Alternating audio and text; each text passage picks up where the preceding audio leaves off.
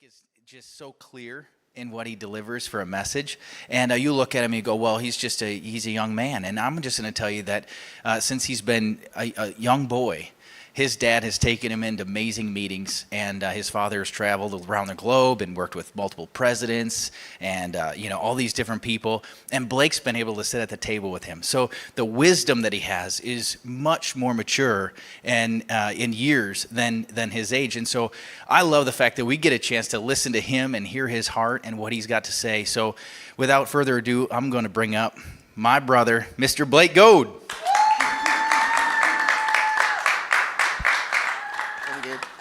Can we give Josh a round of applause, guys? Woo! Thank you for bringing me up. As one of our amazing G5ers says, that's the best introduction I've had all day. A lot of y'all get that later. But y'all ready to have some fun today? How many of you know one of the biggest parts about leadership is enjoying it, right? And having fun while you're doing it, right? Because how many of you know when leadership, when stuff gets boring, it's not enjoyable? I agree, right? I agree with myself. It gets boring. And how many of you know that when you have people around you, that helps out, that people around you that enjoy doing what you do, it helps out so much, right? So I'm so grateful. You all excited to be at G5 Leadership? We're awesome. Can we just say hi to everybody that's out there? What's up, guys? We got a studio audience in here today. We're excited. We're going to throw down today. Y'all ready? Cool beans. Well, I'm going to jump right in. Is that cool? Jumped in. Let's do this. So I want to talk about 3 villains of leadership. 3 villains of leadership. And how many of you know, when you hear the word villain, a lot of us think, like superhero villains, like bad guys, we all think of something when I say villains, right? And how many of you know when I said like a superhero villain or a bad guy, you all had a certain character pop into your head, right? For me, I'm a huge Star Wars nerd. I thought of like Darth Vader. One of the greatest villains of all time, right? But how many of you know in life, there's villains in real life in leadership, right? There's things that are stopping you from going to the next level. There's things that are holding you back, right? So today, I just want to give you 3 simple things that I believe are villains to leadership and your growth in life. Are y'all ready for this?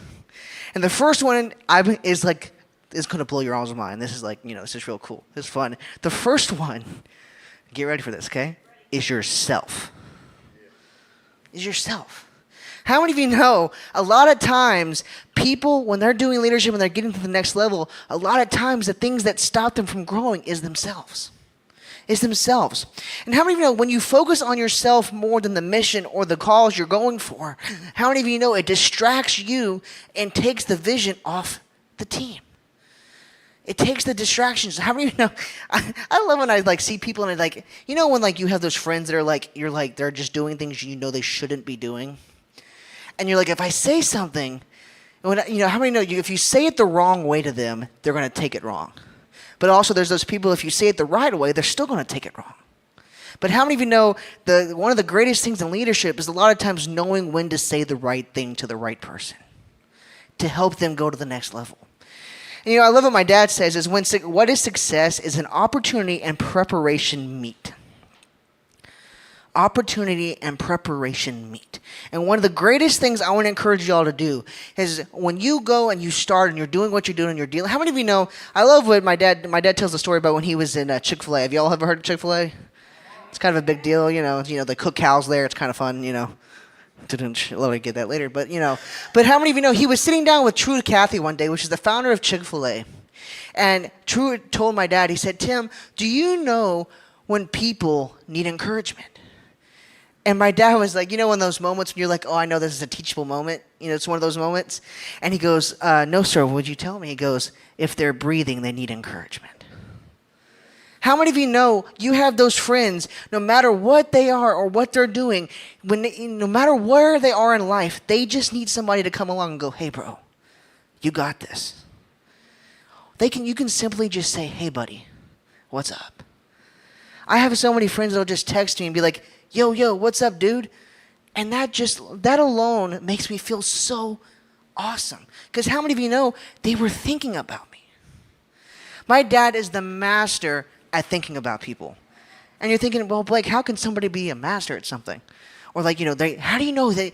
Because he does it all the time. And what I love is I'll be riding down the road and he'll text somebody that I would have never expected him to text. And I'm like, why are you texting them? I don't even know it's sometimes those people that he texts are like the people you're like, you shouldn't be texting them because they did something terrible to you, those kind of people. And he goes, well, because Blake, I have forgiveness for those people. Because how many of you know God forgave me, so I got to forgive them? Huh. It's so good. And I love the quote. It simply says, closed-minded leaders will close other leaders' minds. How many of you know you have to be so careful of what you put in? Because what you put in will eventually come out. Here at G5, we like to eat, right? We love food. But how many of you know when you keep putting junk food in the entire time, eventually junk food's going to come out? But how many of you know you go to the doctor and the doctor's like, yo, bro, you need to back off on the, Chick-fil-A sandwiches and the French fries and, Chipotle, whatever it is you got to back it off, bro. Because how many of you know eventually it'll catch up to you? It may feel great in the moment, but it'll catch up to you down the road. And I love this quote. And I was thinking about it today. Have you ever had that where like you're thinking about something all of a sudden that, God just put something on your mind and you're like, oh, wow, I needed to hear that. Well, I love this quote. It simply says, find something to live for and die for it. Or find something to die for and live for it. How many know that one of the biggest struggles in life is when people find a cause and they're not willing to go to fight. They're not willing to go to battle for it. Find something you're willing to fight for and go fight for it to the death, right? The second one is relationships. Relationships.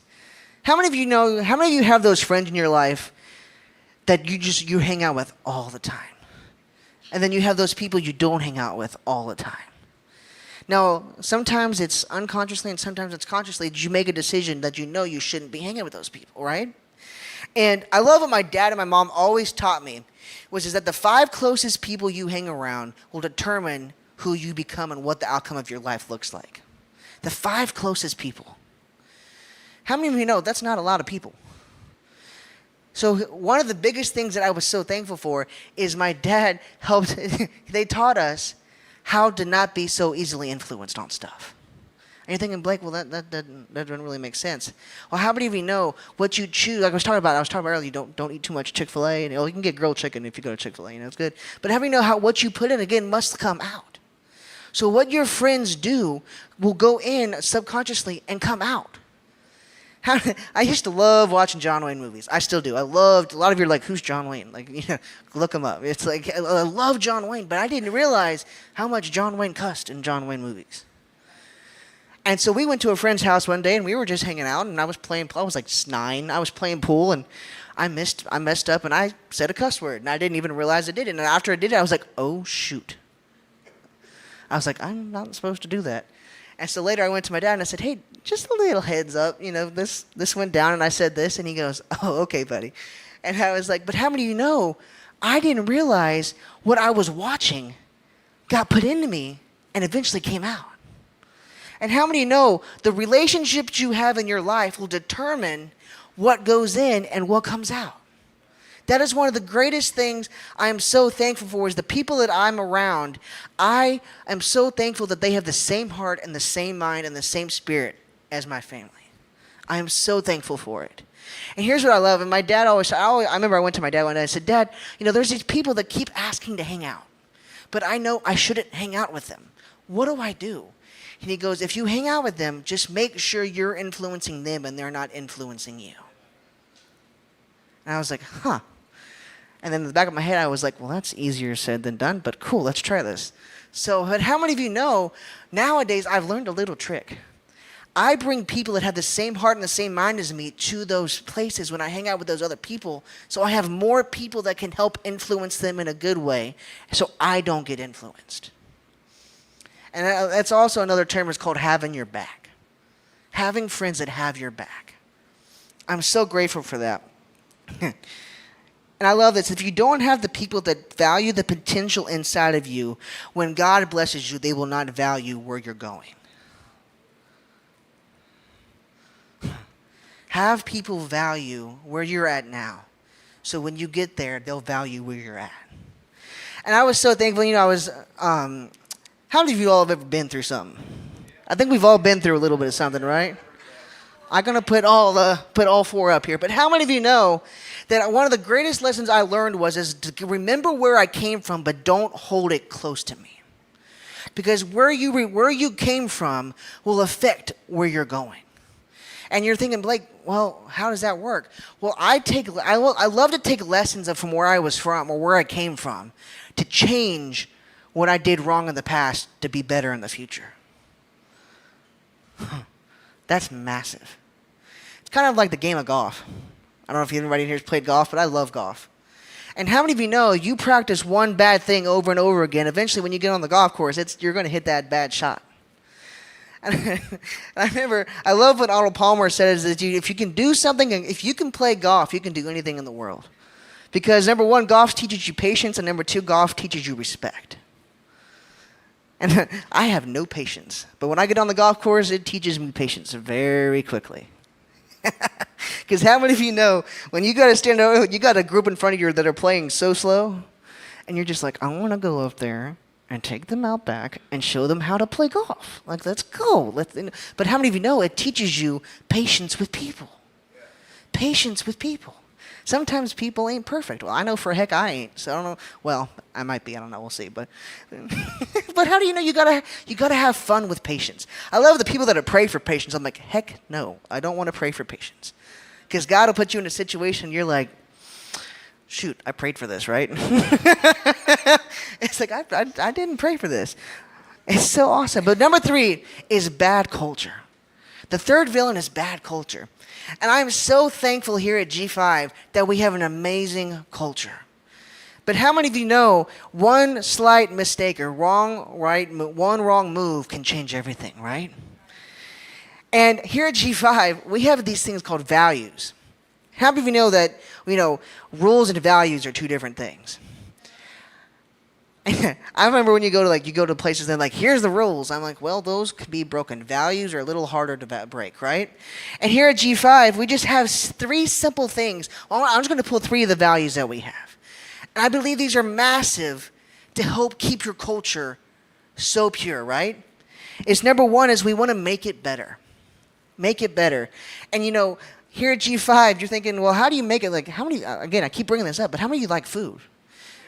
How many of you ever had a bad recipe? Like you eat something, you're like, that just doesn't taste right. But you've had it done the right way, and you're like, somebody made it better. And I'm talking because my mama is probably the best cook in the world, so you all can, if I didn't say that, she'd kill me later, so it's okay. No, okay, no. But how many of you know, when somebody makes something right, when somebody goes and does it correctly, how many of you know the level of expertise, you're like, oh, I want to talk to who did that, because that was amazing. And how many of you know there's a difference between a beginner and an expert? I'm a beginner at cooking. I make some mean Chipotle. It's so good. I go in and I tell them what I want, and they put it in a thing, and I'm like, there we go. That's awesome right there. But how many of you know there's different levels of living, making it better? And this goes back to earlier, is relationships. How many of you know having the right people around you will help make it better? Help make it better. Number 2 is take it personal. Take it personal. This is one of the easier ones and one of the most hardest ones. Because how many of you know, you're like, shoot, I see that, but do I really want to do that right now? Take it personal. And how many of you know you come out here and we have so many people, it's like my dad tells the story about if you get on an airplane and you got the 2 pilots, there's a reason there's 2 pilots. Both pilots has each other's backs.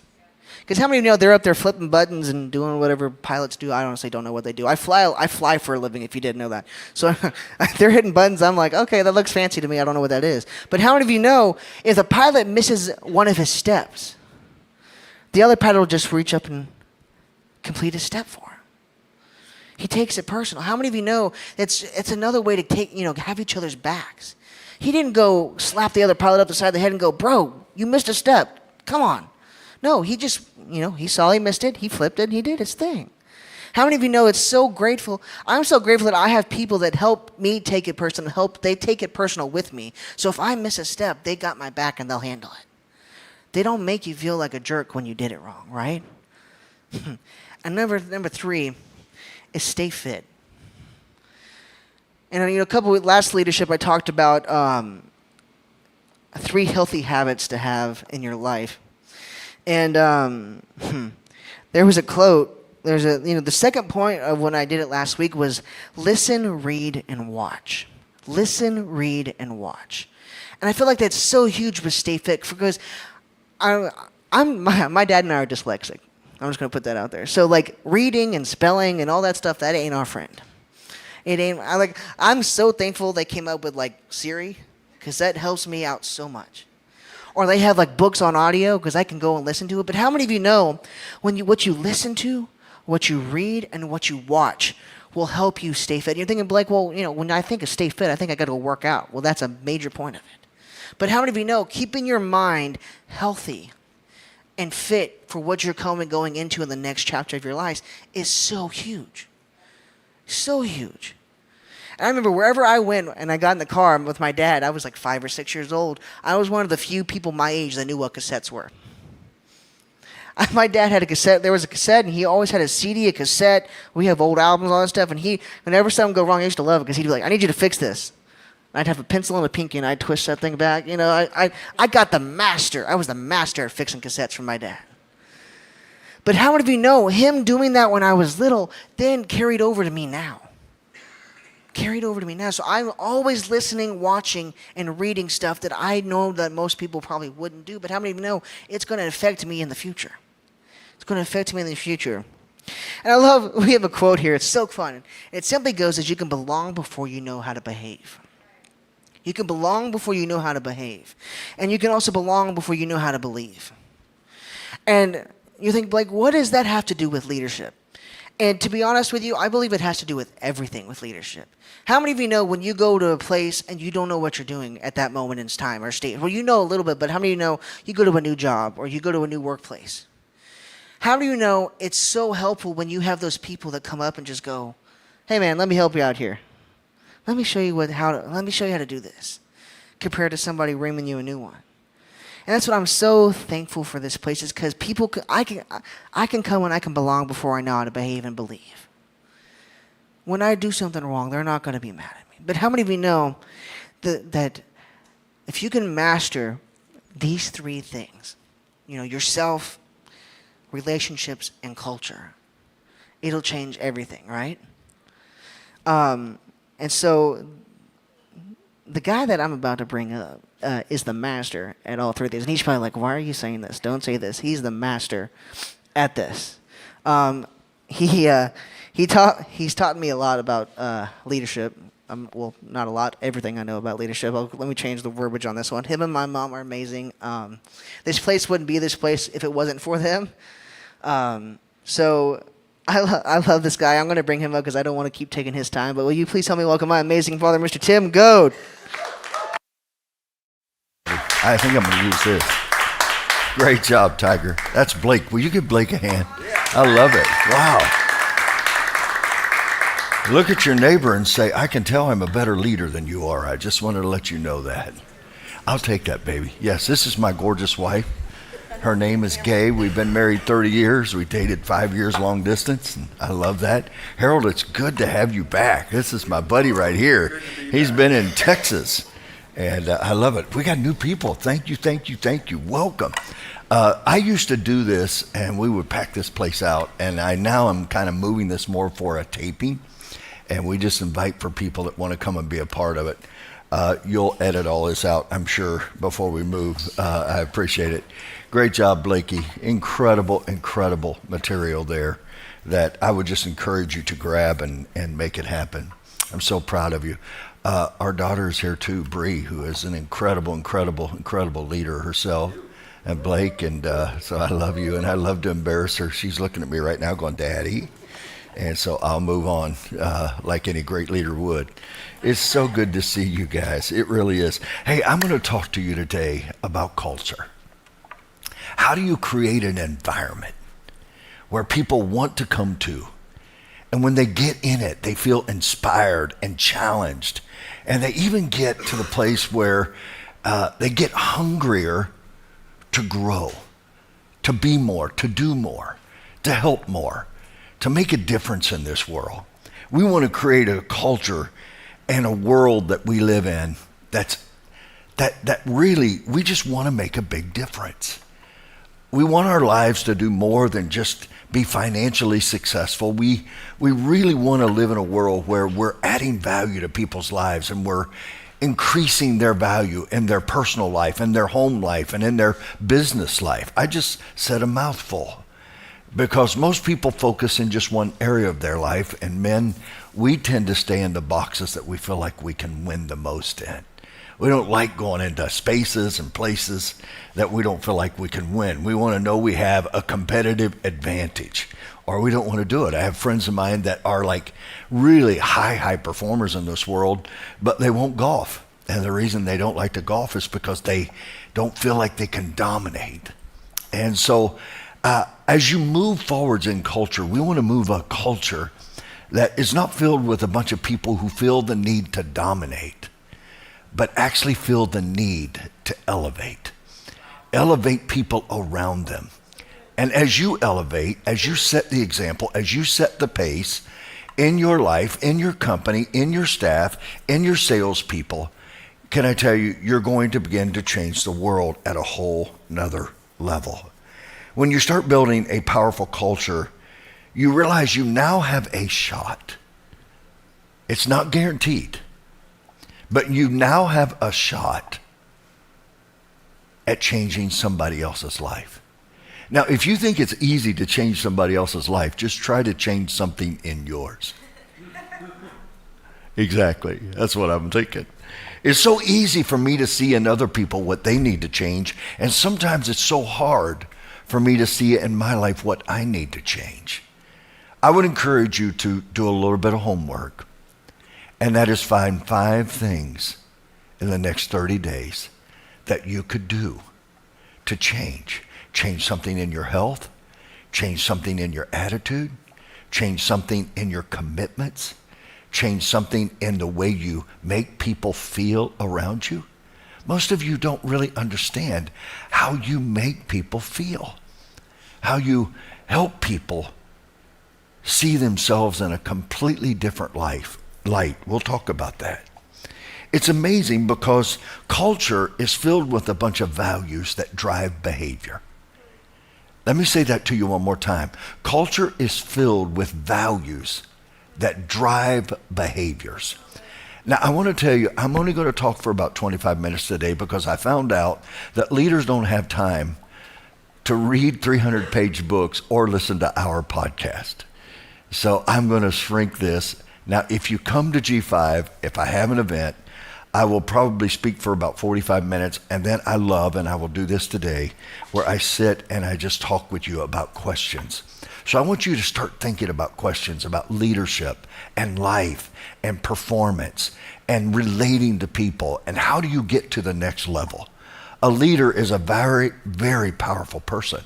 They do the right thing at the right time for the right reason in the right way. They do the right thing at the right time for the right reason in the right way. Let me say that one more time. Leaders do the right thing at the right time for the right reason in the right way. You can know the right thing to do and do it at a wrong time, and you will not get the results that you want. We're going to talk about this in a minute because it's the power to change. So when you start listening about values which drive behaviors in our lives, we have 11 values here at G5, and we have 6 behaviors that are driven out of our values, and we have one main habit. If you're running a company today, I would encourage you to slow down, to speed up, to get people all on the same page. Now, you can walk in as a leader and you can tell people these are our values. You can tell people these are our behaviors. You can tell people everything you want to tell them. I would encourage you, if you want it to stick, have them become a part of the process where they develop what these values are. I have integrity in this because I not only do it in my companies and in our church, I also did it at home. When our children were about 3 to 5 years old, we didn't have any rules in our house. That may surprise you. Rules without relationship equal rebellion every time. Rules without relationship equal rebellion every time. I didn't want my children to grow up in a house with a bunch of rules. Maybe you were. I'm not criticizing that. I'm just telling you, we decided that we were going to run our house off of 4 values. And they were really, really simple. They were just honor God, honor your father and mother, honor each other, and honor and lead with your words, your tones, and your attitudes. You might want to adapt some of those. How many of you know that just kind of puts it all in a box and says, oh, maybe I need to lead my life at a whole nother level. These values are not rules. They're actually guidepost signage. They're if you've ever driven through the mountains, they have guardrails. And if you want to go on off the mountain, you can. But they're like a little warning light on the dash that says, hey, hey, hey. I rented a car, and I had to turn this off in the car. Have you ever ridden one of these cars that they almost drive themselves, and if you get over a little bit in the lane, it grabs the steering wheel and takes it back over, and I just had all I could take. I looked at my beautiful wife. I said, sweetheart, we got to find out how to turn that off, because I don't want it running my life. I want to drive this car. And they gave me a BMW, which made it a little more fun driving from San Antonio to Houston. Let's just say I made good time. It was awesome. And I was just with the flow of traffic. I wasn't like trying to be out. I was just with the flow of traffic. They just decided that they needed to drive a little faster than the speed limit. But can I tell you something great? In Texas, they actually have a lot of places where the speed limit is 80 miles an hour. Well, I always drive about 10 over no matter where I am. And so I looked down. Are you one of those? You're a speeder. Yeah. I wasn't breaking the law. I was stretching the law. So, that's at least that's how I placed it, all right? So anyhow, it was so fun. And we finally went in the book, the owner's manual, and she said, oh, we just got to do this. And when she turned that off, my life got so much better. I got so much better. I know you're not like me, but I don't like to be controlled. Maybe you do like to be controlled. Maybe you do like somebody telling you what to do, when to do it, and how to do it. I don't think I've ever met a leader that really thought that was a good idea.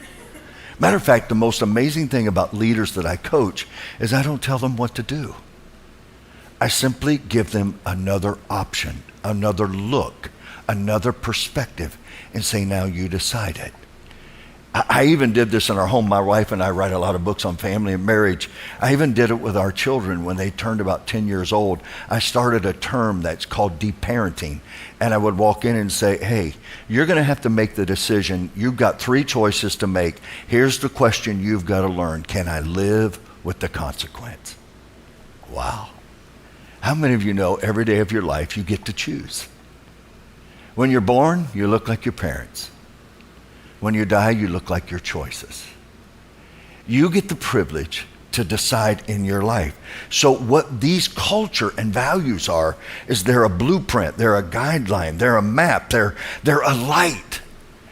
And instead of cursing the darkness, you now with a clear set of values in your life can begin to create light in a world that's so dark right now that's trying to find its way. There's a whole spiritual side to this, and if you will allow me, I want to give this to you today. The Message translation is one of my favorite translations out of all the Bibles that are done. King James, New King James, I can go on. NIV, I have them all, and I love them all. But I love this little Message kind of translation that is so valuable. Here's what it says. You're here to be salt seasoning. Have you ever wondered what your life is here for? Have you ever wondered the company that you run, the church that you lead, what you're building in your life right now? Have you ever wondered, what is my purpose? Is it just money? Is it just bottom line? Is it just to grow revenue? I'd say all of those things are important. We've got to build finances. We've got to build systems. We've got to build processes. We've got to attract the right people, train the right people, equip the right people, celebrate the right people. All of this has got to be done. But more than that, for those of us that know if our life is really going to matter, if we're really going to make a difference, if we're really going to build a culture that shakes the foundations of the earth, I think we've got to have more than what this earth offers. And God seems to step up and say, you're here. You're here to be salt seasoning. You bring out the God flavors in this earth. In other words, Jesus said, you're here to be salt. Salt makes things better. It preserves things. And in fact, he said, if you lose your saltiness, how will people taste godliness? Now, let me just tell you, this is really a culture thing.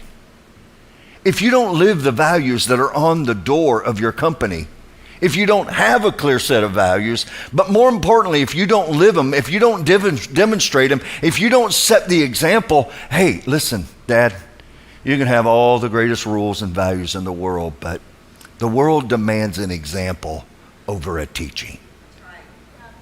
Oh, we'll leave that there. So, you've lost your usefulness and you end up in the garbage. Ouch. And then Jesus said, here's another way to put it. In other words, you don't understand, you're to be salt. Let me put it another way. You're here to be light, bringing out the God colors in this world. Isn't that a beautiful, I love that. God is not a secret to be kept. Oh, that touches my heart. I'm sorry, I'm not going to go there. We're going public with this, as public as a city on a hill. And if I make you light bearers, you don't think I'm going to hide your light under a bucket, do you? I'm putting you on the light stand, and now I put that there on the hilltop, on the light stand. Shine, keep an open house, be generous with your lives, and by opening up others, you'll prompt other people to open up with God, the generous Father. Isn't it interesting that Jesus said, his intro into the world. Do you realize this was his speech into the world? He comes to a nation, he comes to a people who are full of religion, and he now challenges them. I don't want you to be religious. I want you to have a relationship. Leaders, what are you doing in your company? Are you just trying to build profit? Or are you really trying to help people prosper in their lives? See, I think it's more important what people are becoming than what they're making. And I believe if we don't help them become, they're never going to make anything out of what they're making. What you've been given is not something for you to hoard or hide or put away. It's actually meant for you to invest, to leverage into other people's lives. Okay, that's good. Isn't it interesting that his intro into this world as he began to teach, his first talk was in fact about how to make a difference in people's lives. My goal today for this is to get some of you to change maybe the direction of your life, the purpose of your life, and maybe today, some of you who have been sitting on the side of the playing field, I want to invite you to the field. We need you. The world needs you. Right now, the world needs you more than you could ever imagine. In fact, he said, I'm here for you to set an example, and we're here to change the world that we live in. What kind of mark are you and I going to leave in the world that we lead and live in? What are we going to do in our companies? What are we going to do in our individual industries? What are we going to do in the church? I read a startling, broke my heart statistic this week. Broke my heart. Still breaks my heart. You ready? 53% of all people in the United States will never go to church. They won't go to your church. They won't come to my church. No matter how good we are at church, no matter how great the music is, no matter how good the kids programs are, no matter how good it is, they won't come. They won't come. I don't like that. Normally, a change in this world begins with a broken heart. So I can either go, well, they're not coming, so I'm going to sit down, or I can say, how can I reach them? If they won't come to me, how can I go to them? Listen, I came to talk to a leader right now. Whatever obstacle is in front of you right now was not meant to stop you. It was meant for you to create a culture where you could penetrate the darkness, not with judgment, but with light and hope. Isn't that powerful? So, the first transformation doesn't begin in others. Let me say that again. The first transformation does not begin in others. Do you know how many people right now are waiting for others to change? In all of my years and millions of people around the globe, here's what I have people come to me all the time. Will you change my circumstances? Will you change people? If you can just get my husband to change. If you can just get my friends to change. If you can just get my wife to change. If you can just get my employees to change, then maybe we would have change. Here's what I can tell you. The first transformation doesn't begin in others. It begins in you. And here's what I discovered. Everybody wants things to change around them. We just don't want to change anything in me. Change anything in me. I've got a young man that I mentor, and I'm watching him just kill it in life and in business. He's got more money in the bank he's ever had. He's tithing like he's never tithed. And he called me this week. He goes, "Oh my gosh, I haven't been married very long, but I don't know if I was ready." I'm like, "You're never ready." Get ready, you know. There's only 3 things you need to know about women. Only 3 things. And if anybody ever finds out what those 3 things are, we're going to have a blast. I promise you right now. Nobody knows, but I just got to tell you, it's a joy to figure it out. I'm sorry, ladies. I'm just here for you. So it doesn't begin around you. It begins in you.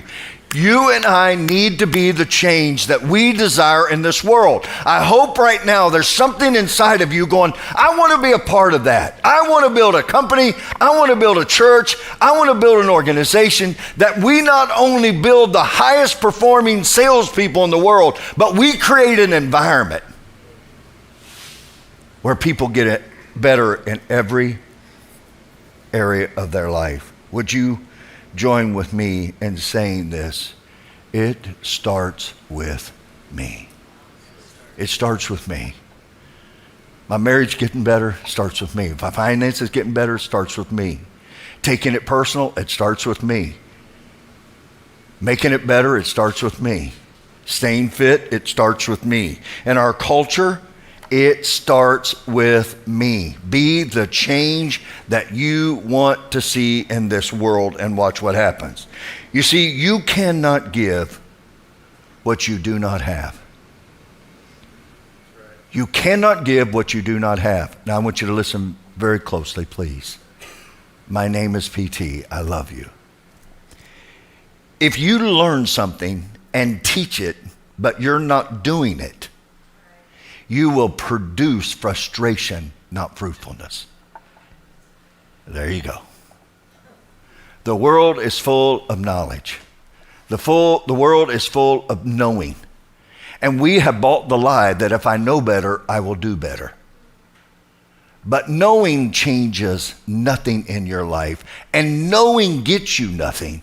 It's when you and I take the action. And if you're not careful, you'll look around you and you will wonder why there's so much frustration in your culture.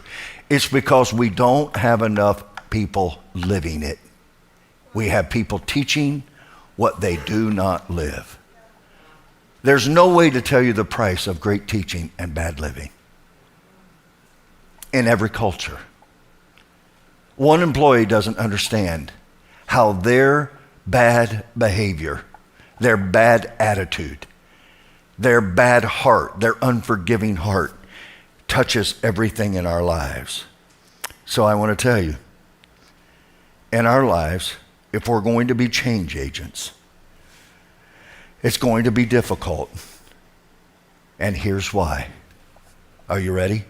CEOs, entrepreneurs, sales leaders, pastors, PT. It's because people like to stay comfortable. I want you to fix my comfort. The problem is nothing great in your life happens in comfort. Nothing. As a leader, I can tell you, One of the things your people love about you and dislike about you is that you want to bring positive change. Notice I didn't say change. I said positive change.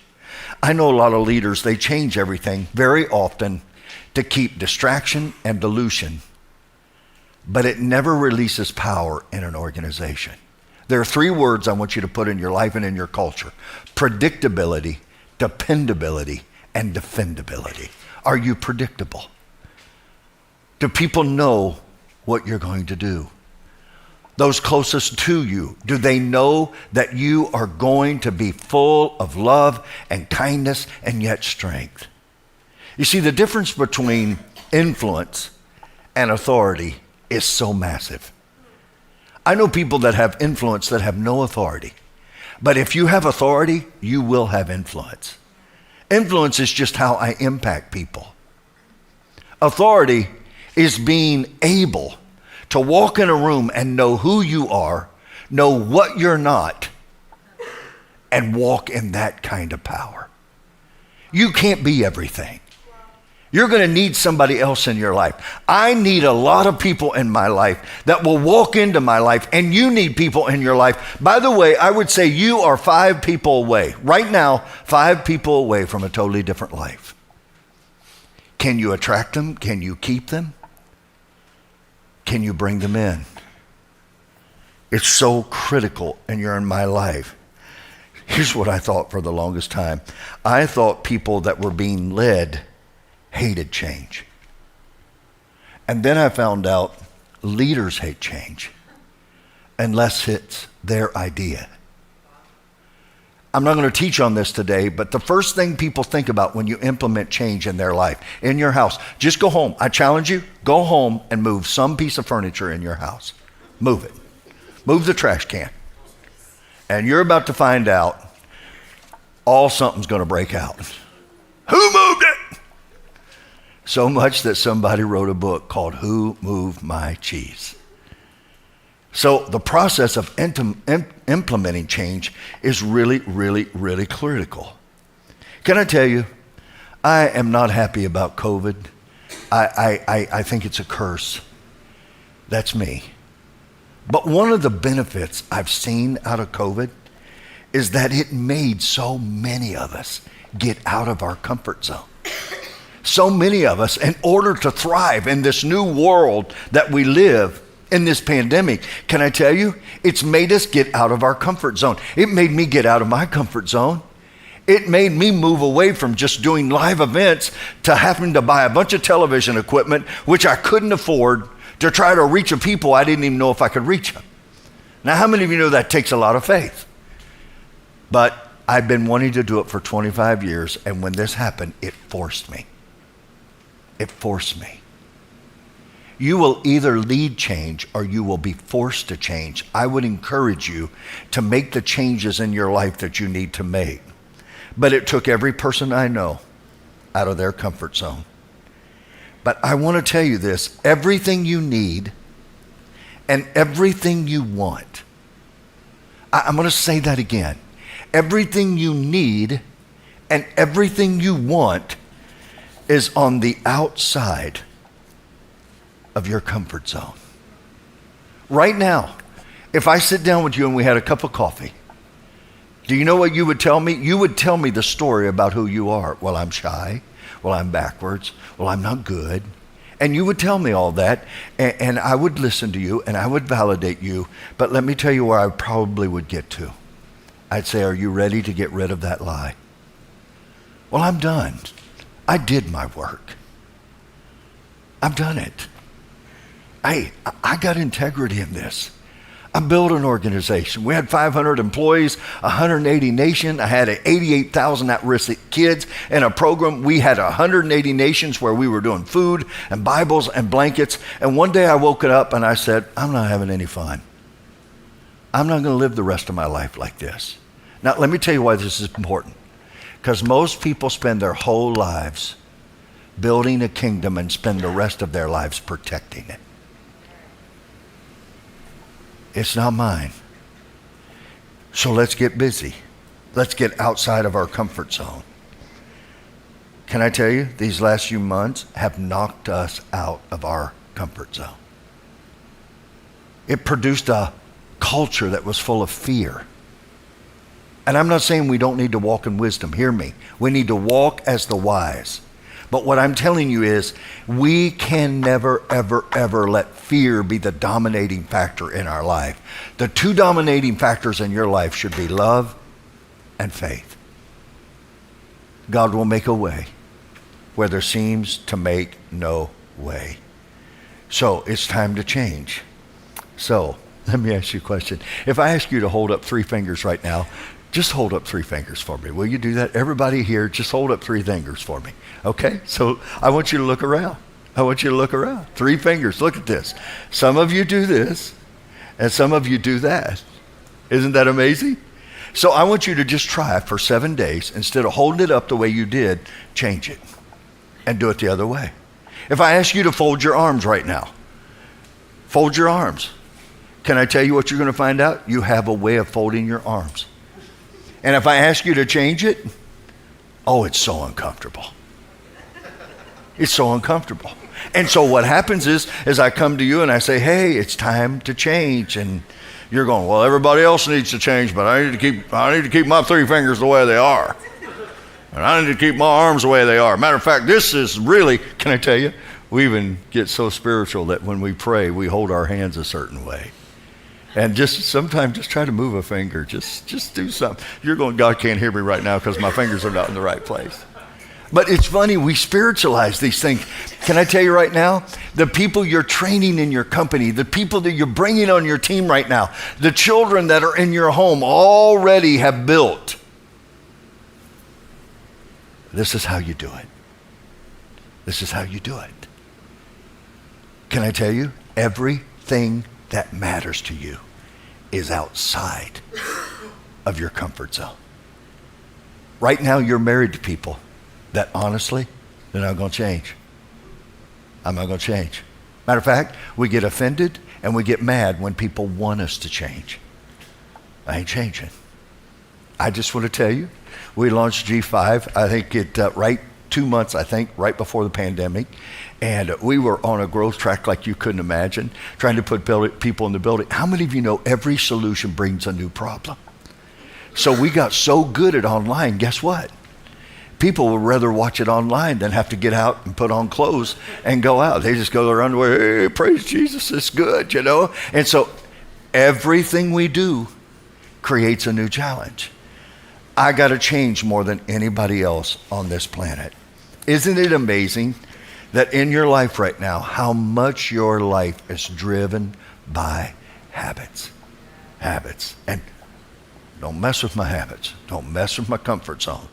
Don't do that. Don't ask me to change my arms, because we now are going to get in a religious fight, because this is the way I've always done it. This is the way I've always done it. So, can I tell you? People change in their lives, and you begin to change culture. This is my last point, and I'll finish this next month on next month's podcast. People change, first of all, in their life when they hurt enough. When it gets so painful for you to keep doing it this way, you'll change. And if you don't change, you'll begin to decay. I promise you. You were not made to remain the same. You were made to reinvent, and you were made to reboot, and you were made to replenish yourself so that you can step into a whole new world. So when people hurt enough, can I tell you? I have people come to me all the time and they go, oh, I want my marriage to get better. And I go, well, are you willing to do these things? Well, you know, if you can get them to do it. That's not leading, first of all. So if I am going to help people, I got to realize that hurt can be a great motivator for people to change. Where is it right now that you feel pain? Right now in your life where you want something to be different and it's starting to hurt? Where is it in your performance? Where is it in your company? Where is it in your life that right now you're starting to feel a little bit of pain. Some of you right now, let me just be very, very open. Right now you're feeling a little distant from God. And I just want to ask you, guess who didn't change? Guess who won't change? Now, Jesus said, I'm the same yesterday, today, and forever. That's because he is absolute truth. You and I get the place in our lives where I need to make the behavioral adjustments in order to get a next level anointing and power and provision in my life. Oh, come on. Can I talk to you? God's trying to get something to you. But we got to position ourselves differently. I have a friend of mine that had a dog. He sat on the porch and he would howl. I asked him one day, I said, why does your dog howl like that? They said, because he's sitting on a nail. I said, why doesn't he move? He said, because it doesn't hurt enough. I want to tell you, in life, you will either grow because you're hungry for information and you get in leadership training like this, or you'll grow tragically by the pain of life. You cannot remain where you are and be all that you were created to be. The second time people change is when they see enough that they can change. They're inspired. They're looking at you and going, how did you do that? How did you make that change? I want to tell you, it's amazing to me in life. I have a habit. You don't have this habit, but I have this habit. When I see people lose weight, I'll go up and go, how did you do it? It's like I'm expecting some new message. Well, I eat less and I exercise more. Oh, there's got to be a different way. We keep looking for magic, and the magic is in us. I've got to be willing to say, yes, I'll do it. So here's what I can tell you. We were all made and created for movement and transition and change. Will you do it? Will you do it? I can judge people or I can understand people. I can absolutely put people down, or I can go and figure out how do I get them to a whole nother level. The third is when they learn enough. All of a sudden, they realize there's a better way. All of a sudden, they see it in you. They see it in your values. They see it in your behaviors. They see it in your life. Can I tell you, there was a time that I felt the pressure at G5 that I had to love everybody. I had to love everybody. I had to get everybody, and I had to love everybody. Now, guess what? We've got lots of leaders that are walking out and loving on people, and they're carrying the values. But they got to see an example. Where culture breaks down is when we decide we're going to do it differently without proper change. If you try to implement a behavior before people have a chance to buy into it, can I tell you, you're going to have a disaster. The fourth is people change when they receive enough. When they receive enough. When they get enough in them that they can leave behind. Let me tell you how that works for me. I love ice cream. And I had a favorite ice cream. And my favorite ice cream moves from time to time. And I didn't want to give up chocolate until one day I discovered butter pecan. And then it was all of a sudden, I was like, hey, I can leave chocolate behind. I'm going to do butter pecan now. That's behavior, and you're in my life. The old life will die. The new you will come forth. If you can hear me, and if you will stay with me for a year, your company, your employees, your culture, everything around you is going to change. Some of you listening to me right now, you think it's over. It's not over. It's just getting started. But right now, you and I have got to be in the process of creating an environment. Here it is, 2 words, and I close. And next month, we'll get the rest of these, okay? Are you ready? 2 words. It's got to be safe, and there has to be trust. It's got to be safe, and there has to be trust. If I don't feel like it's safe, I won't change. Because I risk you criticizing me, comparing me, putting me down, telling me what I'm not, instead of telling me what I am. Whenever you coach somebody, don't ever speak very long about what's wrong. I'm so amazed in relationships how many people think they're going to help somebody get better by continually putting them down. Oh, you're just, and pull out all that. I'll tell you a little secret. Start speaking to what they can be. Do you know how much value you bring? Do you know when you do this, the difference that you make? Encouragement will always be more powerful than criticism. You're in my life. So then it has to be safe. So it has to be on trust. Next month, we're going to talk about how you get trust as being such a vital part of your culture that people around you feel safe and now they have trust. Let me just tell you this. Everybody listening to me right now has something in your life right now where you're going, can I trust you? Can I trust you? Most of us have been hurt. Most of us have been taken advantage of. Most of us have a big wound at some point. Even though we're healed and even though we're behind it, it's like, ooh, I still remember. And once I know I can trust you, game on. We're going to win, and we're going to win big. Next month, we're going to talk about the ingredients that trust produce and how to get that trust in people's lives. Here's what I say. Love is automatically given. I used to say that trust and respect is earned. I now say love is automatically given, trust is extended, and respect is earned. People will walk up to me and go, hey, I just want you to know I love you and want to be there. And I go, well, let me tell you what I'm after. I'm after earning your respect, and I know that will take time, and that's okay. I'll do it. See, a lot of times people come to me and they'll say to me, but everybody likes them, but they can't get them to move. Nobody follows their leadership. Do you know why? It's very possible for people to like you, but not respect you. If it comes between respect and like, I would much rather gain the respect of people than their liking me. Why? Because you will eventually like what you respect. And you will absolutely say thank you for earning my respect and my trust. G5, it's time to rock. Let's go get this done. Build your dreams big. I want to say this in closing. Please, leaders, please reconnect with your dream. Reconnect with what could be. Reconnect with what should be. Find a dream in your soul. Wake it up. Wake it up. It may sound ludicrous. It may sound insane. It may be like, oh, that will never happen. Wake it up.